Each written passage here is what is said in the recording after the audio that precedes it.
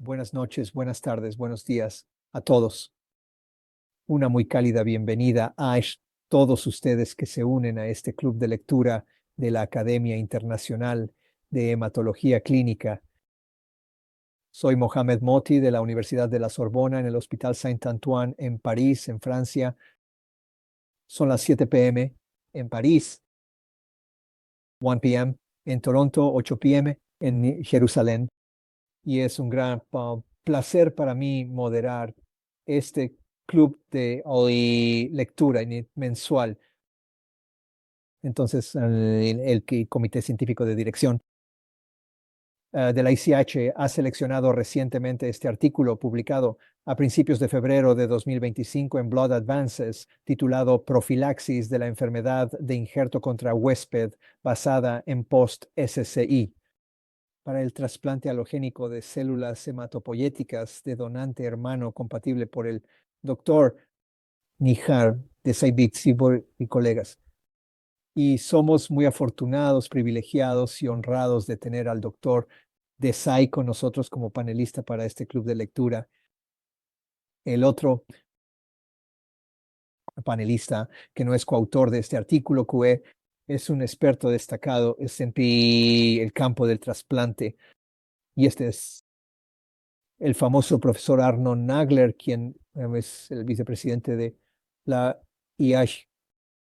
Entonces, esta es una gran serie de 413 Foreign Trees pacientes que recibieron trasplante de donantes hermanos Mats. Ese es centro único, periodo relativamente largo, 2010-2023. Y los autores en la serie de Centro Único lograron identificar con el tiempo 4 grupos donde sus prácticas de profilaxis de GVHD han evolucionado progresivamente.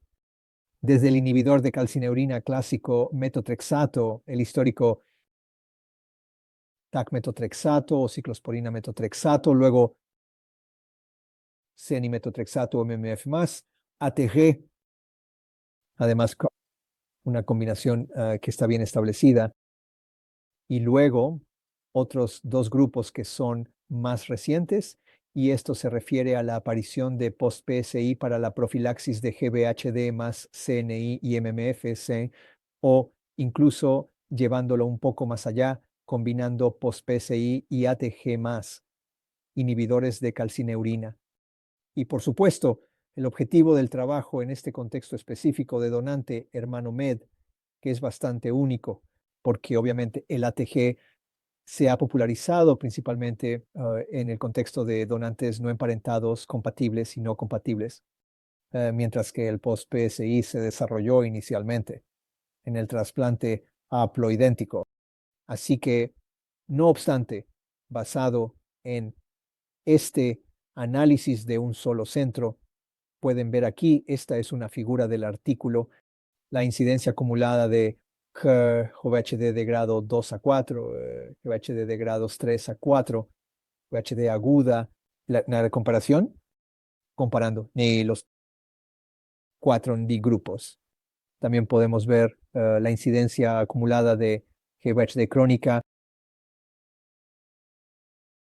todos los grados, todos moderados y severos. Y pueden ver la curva negra, este es el control histórico CNI metotrexato, donde se tiene la mayor incidencia de cualquier evento. Pero luego pueden apreciar que con el uso de post-SC, por ejemplo, la curva verde o las curvas azules, estas incidencias están disminuyendo significativamente. Al final del día, cuando miras el resultado final, ya sea sobre la supervivencia, la mortalidad sin recaída, pero incluso la incidencia acumulada de recaída, por ejemplo, con la incidencia acumulada de recaída, no parece que haya una diferencia clave. Hay diferencias en términos de mortalidad sin recaída, con las mejores cifras logradas con post-PSI más CNI-MF. Y podemos ver la contraparte de este resultado, mostrando en la curva azul la supervivencia general del post-PSI, ventaja, pero cuando miramos el resultado final diría que es GRFS enfermedad injerto contra huésped y supervivencia libre de recaída. Entonces, parece que POSI o POSI Plus, ATG o incluso ATG más C-nimetotrexato están llevando a resultados similares. Así que mis conclusiones personales cuando leí este trabajo, pensé que hay algunas grandes fortalezas allí, una serie muy grande, 413 pacientes, una comparación muy completa y detallada de regímenes fuertes de profilaxis de GVHD, y los resultados realmente apoyan lo que está bien establecido. Ahora en el campo, el uso de post-PSI como un enfoque efectivo en el trasplante de donante hermano compatible. Obviamente, algunas debilidades allí, el diseño retrospectivo en un periodo muy largo, aproximadamente más de 20 años, posible sesgo de selección. Tenemos más infecciones del torrente sanguíneo con post-PSI. En este contexto de donante hermano no compatible, pues no, parece que combinar ATG con post-PSI sea una gran idea, aunque no hace ningún daño cuando se trata de GRFS. Pero aún así, en contraste con el haploajuste, por ejemplo, donde mostró el beneficio en otras series, aquí no está claro. Y por supuesto, nuestro seguimiento todavía es relativamente corto. Así que aquí, nuevamente, gracias, profesor Nagler. Gracias, doctor Desai, por aceptar la invitación del ICH para discutir este artículo. Y como de costumbre, pues, mi primera pregunta será para el profesor Nagler, para que dé su opinión general y sus sentimientos sobre estos resultados. Cuando recibió este índice de contenido de avances en sangre, Arnold Cole, y miró este artículo, ¿cuál fue su reacción? Gracias, profesor Motti. Primero, felicitar al doctor Desai por este importante artículo. Creo que el artículo es importante porque todos sabemos que el PTCI revolucionó la profilaxis anti-GVHD, que sigue siendo la principal causa de mortalidad sin recaída. Y si observas los datos del CIB-NTR, no solo en haplogrupo, más del 95% de los pacientes recibieron PTCR, sino también en hermanos es alrededor del 25%. Y para no emparentados con desajuste, para un desajuste no emparentado es 70%, para MAD es 25%. Así que, ya sabes, hay mucha emoción con razón sobre el PTC en haplos. Esa revolución reduce la mortalidad relacionada con el trasplante y mejora los resultados, reduce el VIH no. Sin embargo, en el trasplante entre hermanos siempre se cuestiona si PTCUI es mejor que ATG. Y como sabes, tu equipo, Yola, el profesor Brios y tú mismo hicieron algunos estudios interesantes en la leucemia aguda y también estudios aleatorizados de 40 pacientes en cada grupo, comparando PTCOI y ATG. Y la recomendación oficial del documento de consenso de la EBMT no recomienda PTCI en el trasplante entre hermanos y dicen que en el trasplante entre hermanos no hay datos para PTCI, mientras que en el no emparentado con desajuste y no emparentado es ya sea PTCI post y ATG y el haploide es PTCI. Así que creo que este documento es importante para ver el papel de PTCI en el trasplante entre hermanos. Esto es número 1 y número 2 para la combinación. Tu equipo nuevamente publicó y otros publicaron eso.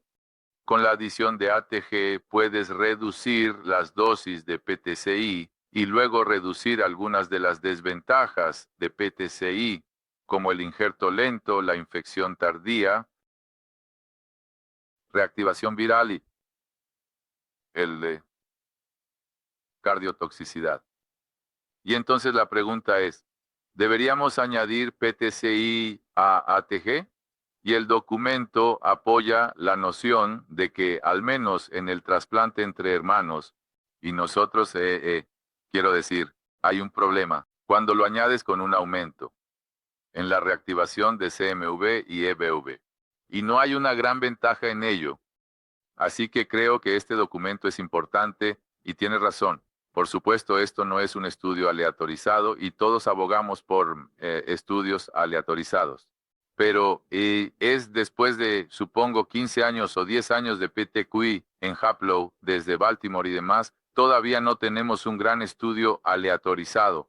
Y seguro, no en la transferencia entre hermanos. Muchas gracias, Arnold. Así que ahora mi pregunta para ti, Nihar, tal vez para explicar a nuestra audiencia, ¿cuál fue la razón detrás de este enfoque secuencial de modificar tus regímenes de profilaxis de GVHD con el tiempo? Lo siento, profesor Motti, creo que perdí la conexión allí. Así que mi pregunta entonces para ti era sobre tal vez explicar a la audiencia del eChat Journal Club cuál fue la razón para modificar tu profilaxis de GVHD con el tiempo, especialmente en este donante hermano Madni, donde la comunidad, como mencionó el profesor Nagler, pensaba que tenemos una especie de enfoque de profilaxis aceptable, de referencia, histórico y bien establecido. Gracias. Antes de comenzar, realmente me gustaría reconocer y estoy agradecido de estar aquí y de poder responder la pregunta. Así que esta fue una serie de pacientes recopilados retrospectivamente durante un periodo de 13 años en un solo centro, como tú bien resumido. En 2010, como todos los centros, el estándar era básicamente un inhibidor de calcineurina y metotrexato, o MMF, y eso siguió siendo el estándar hasta 2015 o 2014, algo por el estilo. Se observó que aunque la HH aguda no era una preocupación mayor, sí vimos tasas significativas de HH crónica moderada a severa. Así que el estándar institucional evolucionó y se pensó que iba a ser bueno. Quizás podríamos intentar combinar ATG en ese momento. Así que eso llevó al segundo grupo en un intento de reducir la incidencia de H crónica. Eso realmente estaba preocupando a los pacientes. Bueno, eso fue solo con 34 pacientes. Y luego, en 2015, nuevamente, los estándares institucionales evolucionaron con el uso de PTCI. Se decidió que en todos los tipos de donantes podríamos hacer una combinación de ATG y PTCI junto con un inhibidor de calcineurina. Y estos son los 78 pacientes que fueron tratados, porque ese era el protocolo institucional. Pero al revisar, notamos que las tasas de reactivación de CMV y reactivación de EBV eran inaceptablemente altas. Así que el intento inicial en el contexto haplo en nuestro centro fue en el contexto de donante no emparentado, fue intentar bajar la dosis de ATG. Así que el cambio se realizó con éxito, de 4.5 a 2, y luego, como se señaló correctamente, todos creían que era excesivo en el contexto de hermanos y así evolucionó el grupo final. Desde 2019 en adelante, donde el consenso fue que usaríamos PTCI en los hermanos, pero omitiríamos el ATG, dadas las tasas excepcionalmente altas de EBV y CMV que estábamos viendo con la combinación. Así que de 2019 a 2023, el estándar ha sido prácticamente PTCI para todos los tipos de donantes. Pero para los donantes, hermanos, hemos excluido el ATG. Y ahora es una combinación de PTCI, CNI y MMF, que es lo que el instituto está utilizando actualmente para los donantes hermanos. Y el objetivo aquí era encontrar un equilibrio delicado entre mejorar el GRFS y al mismo tiempo asegurarse de que las reactivaciones virales no sean prohibitivamente altas. Así que así es como ocurrió la evolución durante un periodo de 13 años. Excelente. Muchas gracias. Y nuevamente felicitaciones, y esto es importante. Y un mensaje clave para todos nosotros es siempre, sea lo que sea que hagamos, tratar de analizar nuestras prácticas y tratar de sacar conclusiones para seguir mejorando. Y este es, creo, un mensaje que es extremadamente importante para el campo. Así que, Arnold, basado en estos resultados, La conclusión fue que post-SCY se ve muy bien en el donante, hermano, pero aquí se combina con CNI-MMF. Y tenemos muchos colegas que intentaron realmente sustituir CNI-MMF o CNI-metotrexato con solo post-SCY, especialmente en el donante hermano masivo, porque obviamente queremos intentar deshacernos de los efectos secundarios de los inhibidores de calcio y neuronas. Y también mi otra pregunta, que también viene del público, es sobre si todo esto habría sido diferente si hubiéramos usado médula ósea no manipulada en comparación con las populares PBSCs. Entonces, ya sabes, el trasplante es un rompecabezas.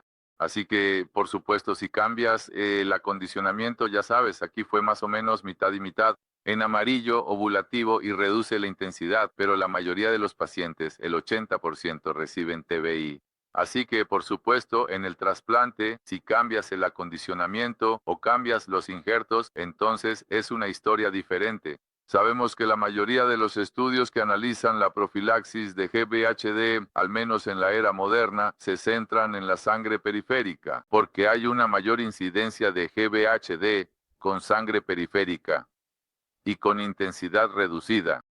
Y por lo tanto, la mayoría de los estudios recientes están atacando o enfocándose en esta población. Así que si haces médula ósea, tienes menos GVHD, pero tienes otros problemas como un mayor riesgo de recaída y tal vez incluso injerto. Así que creo que no estoy seguro de que los resultados sean los mismos con médula ósea en cuanto a, ya sabes, deshacerse. Del CNI no estoy seguro de que podemos hacerlo. Sabes, PTCI solo, incluso en el contexto haplo, no funcionó bien. Así que en todos los estudios del CBMTR, y hay 3 estudios aleatorizados con el CBMTR que incluyen PTCI, que el más popular es el 1703, en el cual comparan MMF, metotrexato, MMF, tacrolimus, maninol, PTC, a metotrexato y tacrolimus, y omiten ATG, y descubrieron que la GVHD aguda severa y la GVHD crónica reducen PTCI y GRFS es mejor, pero cuando nosotros, el grupo de trabajo de agudos, registramos estudios, así que no es un estudio aleatorizado, nada que comparar con el 1703, cuando añadimos ATGs a los grupos de control, no encontramos esta diferencia. Así que no optaría por omitir el CNI. No creo que estemos en esto. El metotrexato es otra historia. Sabemos que el metotrexato puede causar mucositis y ralentizar el injerto, así que todos intentamos a veces reemplazarlo con MMF. Tú lo intentaste. Nuestro centro lo intentó. No fue muy exitoso, al menos en nuestras manos, reemplazar el metotrexato con MMF. Así que, sí, con médula ósea puede ser diferente, pero creo que no hay datos para, ya sabes, el PTCI. Tanto el PTCI como el ATG son mejores que los otros sin ellos en el trasplante de hermanos, pero no creo que tengamos datos sólidos o podamos recomendar PTCI en el trasplante de hermanos como este artículo también lo defiende. Esto es lo poco. La literatura previa también apoya muy bien este estudio. Gracias, Arnon. Y creo que el doctor Madni está de acuerdo contigo destacando eso. Necesitamos ciclosporina más post-PSI, especialmente en sangre periférica, pero el uso de post-PSI permite una retirada rápida de la ciclosporina. Aquí, Nihar, tenemos una pregunta del doctor Coman, quien trabaja aquí en París. Si ha analizado por separado a aquellos pacientes que recibieron un acondicionamiento mieloablativo frente a un acondicionamiento de intensidad reducida y si sus conclusiones son relevantes para ambos acondicionamientos. Gracias por la pregunta. Así que sí, estoy completamente de acuerdo con la parte del CNI también, porque se observó una reducción temprana incluso en nuestro estudio. Quiero decir, la mediana estaba alrededor de 120 días sin el PDCI y con el PDCI estaba alrededor de 89 o 90 días. Así que nos da una oportunidad para reducir la exposición al CNI. Pero no creo que estemos en posición que probablemente ahora mismo de comentar si podríamos prescindir completamente del CNI. Y sí, para la segunda pregunta, no, en realidad no analizamos los dos subgrupos Binomou por separado, nuevamente debido a los números limitados en 1900. Los otros subgrupos, como los que recibieron ATG, CNI, MTX, ese era un grupo muy pequeño con solo 34 pacientes, así que decidimos que no podríamos ofrecer conclusiones significativas si realizamos ese análisis con los subgrupos RIC y MAC. Además de lo que ya hicimos, así que desafortunadamente en este artículo no analizamos la intensidad del régimen de acondicionamiento. Gracias. Una pregunta, y tal vez Arnold puedas manejar esto, del doctor Tugrul-Elverdi sobre el valor de abatacept, porque abatacept ha sido aprobado para la profilaxis de GHG en el contexto de donantes no emparentados compatibles. No creo que se use ampliamente, pero obviamente hay algunas especulaciones sobre su valor. Y aquí la pregunta es, en mi opinión, el artículo de Nihar y Suri no parece que ATG más POSI sean la mejor combinación en el contexto de donantes hermanos. ¿Qué hay de abatacept y POSI? ¿Alguna opinión sobre esto? Sí, como bien dices, quiero decir, en los Estados Unidos hubo un gran revuelo, diría yo, con abatacept. Incluso hubo una sesión plenaria en una de las reuniones en tándem, supongo, hace 3 años, y realizaron algunos estudios y generalmente, quiero decir, está reduciendo más la EIC aguda, menos la EIC crónica. Acabamos de hablar ahora sobre, ya sabes, la inmunosupresión a largo plazo, y hay algunos. Quiero decir, el segundo artículo dice que abatacept abroga la importancia del HLA porque el resultado con trasplante no relacionado con desajuste y abatacept fue similar a un trasplante MUD. Por cierto, Georgia del Grupo de Trabajo de Leucemia Aguda hizo un estudio similar en el ASH mostrando que PTC con MUD desajustado es como MOD. Así que, y entonces están tratando de, quiero decir, este era el título abrogando la importancia del HLA. No funciona en cuanto a la ISH crónica, no lo estamos usando mucho en Europa, pero en configuraciones APLO hay un estudio en el que usan la combinación de abatacept y PTC-IPO y supongo que tacrolimus. Esto fue una presentación oral y se publicó un pequeño artículo y quiero decir que los resultados preliminares se ven muy bien y sí, quiero decir, esta combinación es atractiva. Diría que es un trabajo en progreso, porque PTCI es para la H crónica y abatacept es para la H aguda. Y combinados juntos tienes ambos contra la aguda y la crónica. Y por eso es una combinación interesante. Sí, gracias, Arnold. Pero no tenemos experiencia en esto. Quiero decir, esto es solo de la literatura. Gracias, muchas gracias. Así que, Nihar, tenemos algunos comentarios porque en las conclusiones de tu artículo has enfatizado el tema de la reactivación del CMV. Pero aquí la gente está defendiendo que ahora en la era del Etermovir, la reactivación del CMV, independientemente de cualquier profilaxis de EISH que estés usando, no es motivo de preocupación. Entonces, ¿cómo fue el uso del Etermovir en tu práctica? ¿Es por la falta del Etermovir que comenzaste a ver todas estas reactivaciones de CMV? Sí, así que sí, vimos bastantes reactivaciones de CMV, especialmente como hemos dicho en el artículo en los resultados, la combinación llevó a tasas excepcionalmente altas de CMV. Y es importante saber que esta combinación que estábamos usando fue antes de la aprobación universal de Letermovir, post-Letermovir, o en la era del transporte de cartas. La aprobación en Canadá es para pacientes que son CMV seropositivos, recibiendo ya sea un trasplante haploidéntico o recibiendo NATG. Así que la mayoría de nuestros pacientes que recibieron post-psych no recibieron letermovir. Tuvimos solo 15 pacientes en toda la cohorte que recibieron letermovir. Así que hubo dos razones, una siendo que se introdujo en un momento posterior, y el estudio incluyó pacientes desde 2010 hasta 2023. Y la segunda razón es que no estaba aprobado para su uso solo con PTCI, incluso si el paciente era CMV cero positivo. Así que la aprobación de Health Canada establece que el paciente debe haber recibido ETG para ser elegible para letermovir. Así que tuvimos muy pocos pacientes que recibieron letermovir, solo 15 pacientes en el estudio.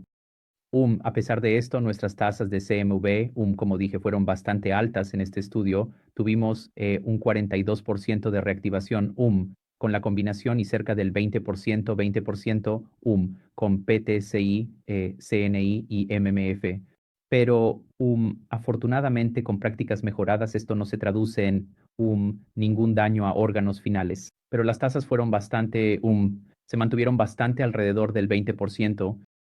Así que déjame quedarme contigo, Nihar, porque también tenemos algunas preguntas, porque tu conclusión sobre la combinación de ATG y Postzius no demostró ser mejor que solo post-psych.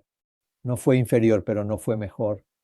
Así que una de las varias preguntas que tenemos es sobre la marca de ATG y la dosis de ATG, porque obviamente el diablo está siempre en los detalles.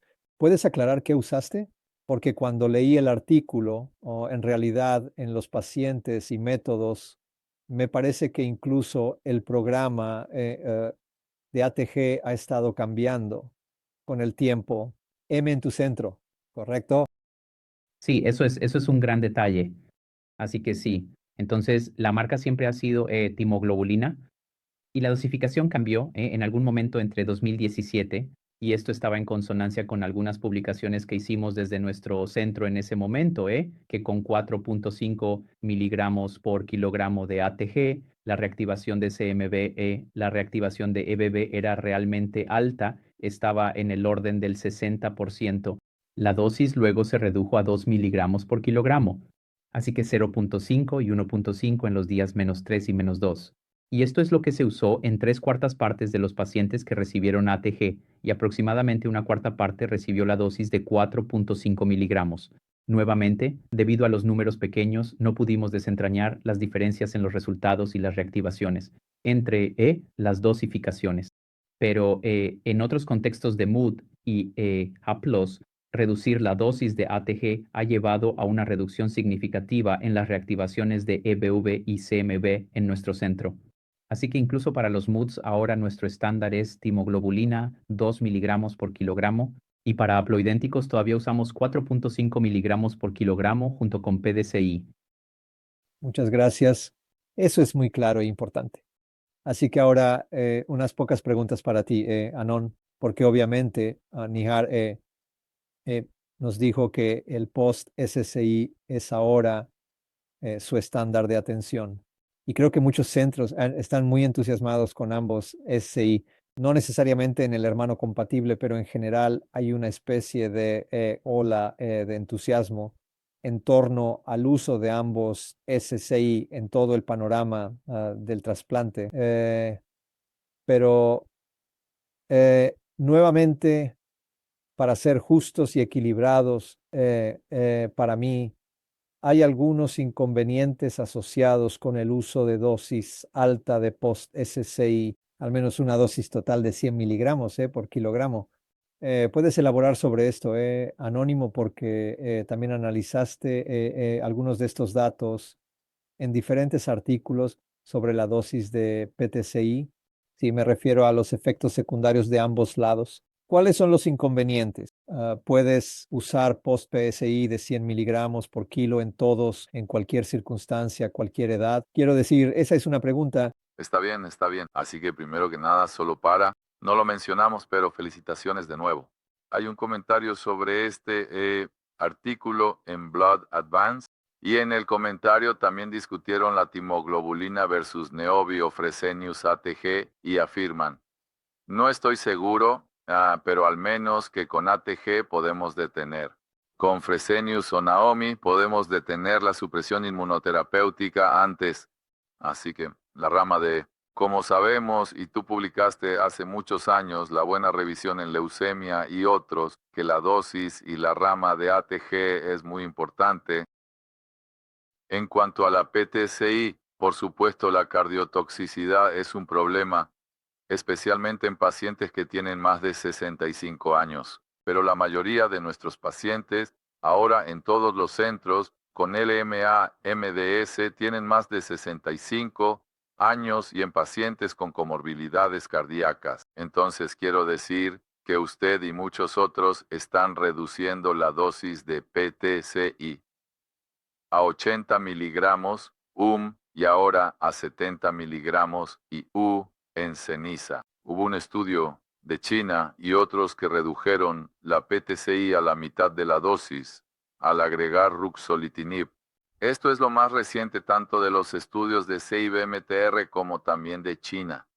Así que creo que, como sabes, gracias al grupo de Baltimore, Brian Fuchs y Leo, quiero decir, con el PDCI, pero esto no fue un estudio muy, ya sabes, cinético exhaustivo y ahora muchos centros están volviendo al PTCI. Por supuesto, la cistitis hemorrágica desde el primer día de Haplo fue una gran preocupación en el PDCI. Y luego la infección y la posterior activación del CMV. Y también, ya sabes, los buenos estudios sobre la reconstitución del sistema inmunológico con PDCI, que en el primer mes tenemos una reducción de las células T aloreactivas NK y más, y las células T reguladoras más altas, pero también un subconjunto reducido de precursores de células T citotóxicas nuevamente, y el temor a la tasa de recaída. Pero nosotros, quiero decir, en este artículo y también publicamos el año pasado en el American Journal of Hematology del grupo de trabajo de leucemia aguda y otros, no hay una tasa de recaída más alta con el PDCI. Así que creo que también estamos intentando en nuestro departamento reducir la dosis de PTCI. Si necesitas agregar ATG o puedes hacerlo solo, esa es la pregunta. Y nuevamente depende del tipo de donante y el tipo de injerto y la compatibilidad del HLA, así que siempre es una combinación.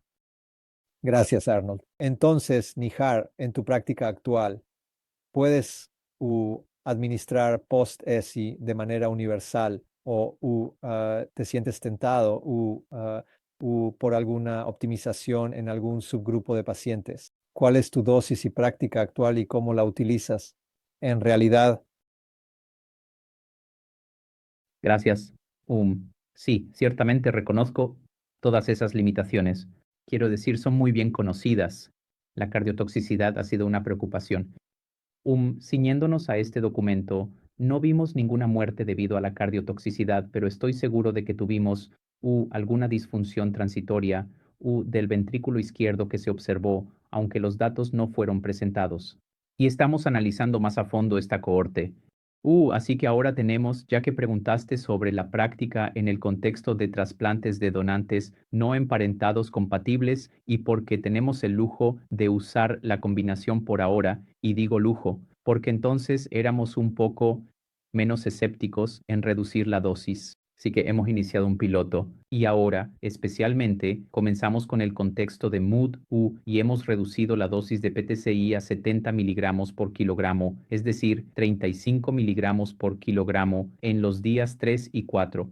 Y los resultados parecen muy prometedores. Hemos enviado algunos resúmenes, pero aún no son datos publicados. Pero sí vimos una reducción significativa en las infecciones del torrente sanguíneo y también en otras toxicidades, y un día de injerto ligeramente más temprano tanto para los neutrófilos como para las plaquetas, así que ciertamente prometedor. Y no tenemos datos a largo plazo con la reducción de la dosis, por lo que no podemos comentar sobre las tasas de GVHD crónica aún. La GVHD aguda al día 100 no fue significativamente diferente en comparación con el grupo de 100 miligramos por kilogramo. Excelente. Muchas gracias. Así que, ahora tengo un par de últimas preguntas. Así que, una pregunta para ti, Anónimo. ¿Cómo ves el avance en el campo de la profilaxis de GVHD y basándote en este trabajo, en otros trabajos publicados en este campo, cuál sería el estudio que te encantaría ver o realizar para optimizar aún más nuestro acceso a la profilaxis de GVHD? Diría que después de muchos años sin progreso en GVHD, hablaré ahora de la aguda y crónica, porque la crónica, sabes que el 70% es de GVHD aguda.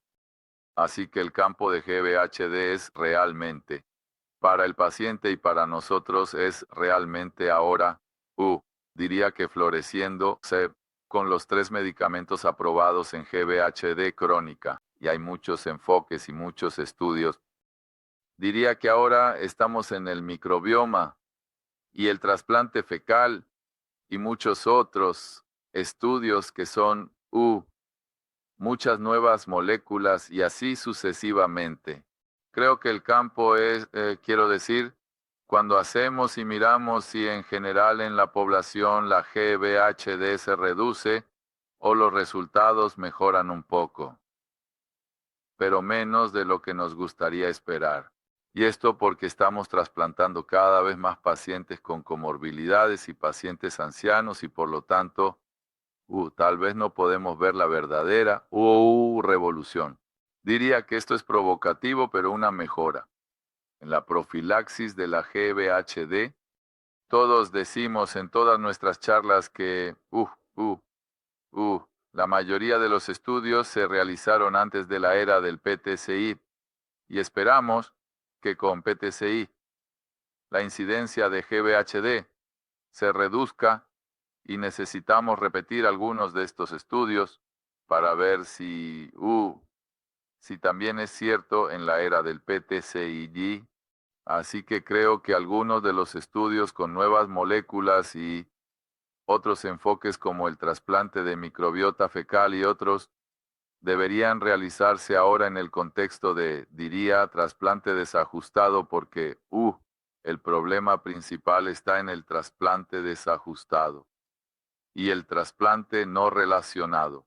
Diría que menos en el trasplante haploidéntico y en el trasplante entre hermanos, y también la mayoría de los pacientes que se someten a trasplante en la mayoría de los centros son no relacionados. Pongámoslo de esta manera, aunque hay centros en el mundo que se han movido completamente o en su mayoría al trasplante haploidéntico.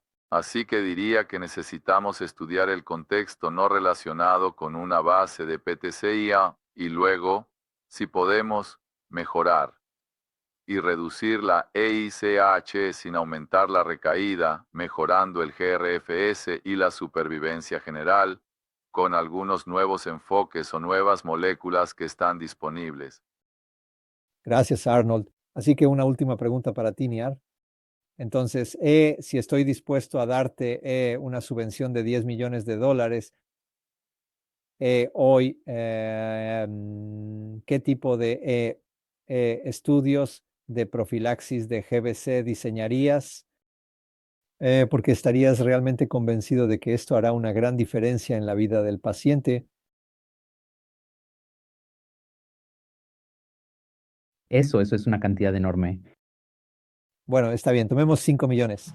Quiero decir, podemos quedarnos con 5. No, estoy contento con los 10, así que ciertamente estoy convencido con la base de PTCI, pero probablemente algo a considerar si podemos reducir algunos otros agentes y optimizar la combinación entre tipos de donantes. Así que, ¿por qué detenerse en uno? tal vez realizar 2 ensayos en diferentes donantes para que reduzcamos la heterogeneidad. Porque muchas veces es el problema en el trasplante es que hay tantas partes móviles y variables que los ensayos aleatorizados no pueden realmente responder a todo eso si tienen que responderlo de manera robusta. Así que tal vez diseñar 2 en diferentes configuraciones de donantes y ver cuál podría ser la combinación óptima con la base de PTC. Podría ser combinando con el AB en el receptor, como señaló el doctor Nagler. Reducir el CNI sería algo porque eso es, creo, de los 3. La optimización de PTCI. Sí, eso podría hacerse, pero ciertamente se podría explorar una mejor estrategia de combinación. Así que tal vez eliminar el CNI y probar algo más con la base de PTCI para optimizarlo. Eso era algo que consideraría hacer. Maravilloso. Además, una palabra que olvidé es el paciente anciano. Estamos trasplantando a más y más ancianos. Así que el estudio necesita ser en pacientes ancianos, porque ahí tenemos el mayor problema con la EIC y la toxicidad del trasplante. Así que sí, pacientes ancianos mayores de 65, ciertamente. Gracias a ambos por una discusión realmente encantadora y emocionante. Aunque puede que no hayamos resuelto el problema de la profilaxis de la EIC en el donante hermano compatible con todas estas nuevas opciones disponibles. Sin embargo, me gustaría felicitar nuevamente al doctor Desai y a sus colegas por publicar este artículo en Blood Advances, ya que presenta valiosas ideas sobre la profilaxis de la EICH y contribuye a las estrategias en evolución para mejorar los resultados del trasplante. Creo que nuestra discusión y las conclusiones del estudio destacan lo difícil que es en realidad combinar tanto una prevención óptima de la EIC como una institución inmunológica óptima, tratando de mantener un buen resultado final al final. Así que es un campo en movimiento y cuando modificamos un parámetro, todos los demás van a cambiar. Pero siento que a medida que el campo continúa refinándose, estos enfoques profilácticos, el trabajo del doctor Desai y otros trabajos similares ofrecen una base para futuras investigaciones y aplicaciones clínicas. Gracias a todos por la discusión tan interesante. Gracias a todos por compartir preguntas. Me disculpo. Como de costumbre, no siempre podemos responder a todas las preguntas, pero estoy seguro de que pueden contactar al profesor Nagler y al doctor Desai por correo electrónico. Esperamos con interés el club de revistas del próximo mes, que estará dedicado a un artículo muy emocionante publicado en The Lancet Hematology, en realidad en el campo del mieloma múltiple. Pero en este momento me gustaría agradecerles a todos nuevamente por su lealtad a la Academia Internacional de Hematología Clínica. Y donde quiera que estén, por favor, manténganse seguros y cuídense. Muchas gracias. Gracias una vez más por la invitación, profesor Malti. Gracias, profesor Nagler. Gracias. Felicitaciones. Gracias.